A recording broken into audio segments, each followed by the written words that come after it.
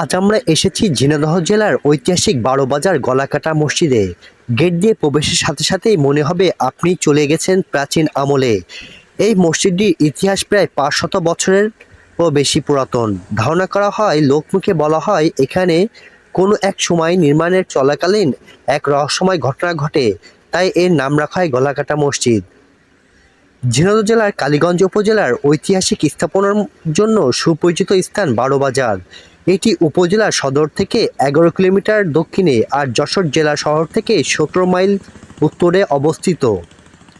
পঞ্চদশ শতাব্দীর রাজধানী খ্যাত শাহ মোহাম্মদ বাদে সুলতানি শাসনামলের ঐতিহাসিক স্থান বারোবাজারে দাঁড়িয়ে রয়েছে ঐতিহাসিক 19টি মসজিদ, স্থাপনা ও নিদর্শন। তার মধ্যে গলাকাটা মসজিদ একটি।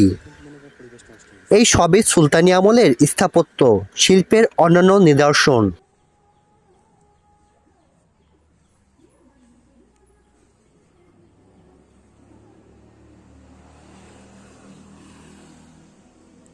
সমাপ্তি করে ওখানে হাত দাও, বুঝলে, ওই পিলারে।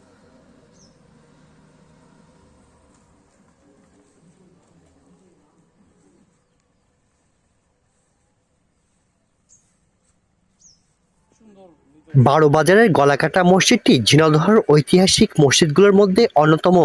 এটি বারোবাজারের তাহেরপুর রাস্তার পাশে অবস্থিত। এটি একটি বর্গাকৃত মসজিদ যার প্রতিটি বাহু প্রায় 25 ফুট লম্বা এবং দেওয়াল 5 ফুট চওড়া। এটি 4টি বড় পিলার ওপর নির্মিত এবং এতে 3টি প্রবেশদ্বার রয়েছে। ভিডিওটি ভালো লাগলে লাইক দিন, কমেন্টে জানাবেন কেমন লাগলো, আর অবশ্যই সাবস্ক্রাইব করুন আমাদের চ্যানেলটি। মসজিদটির পাশেই গলাকাটা দিঘিটি অবস্থিত এবং এটি খানজাহান আলী কর্তৃক নির্মিত।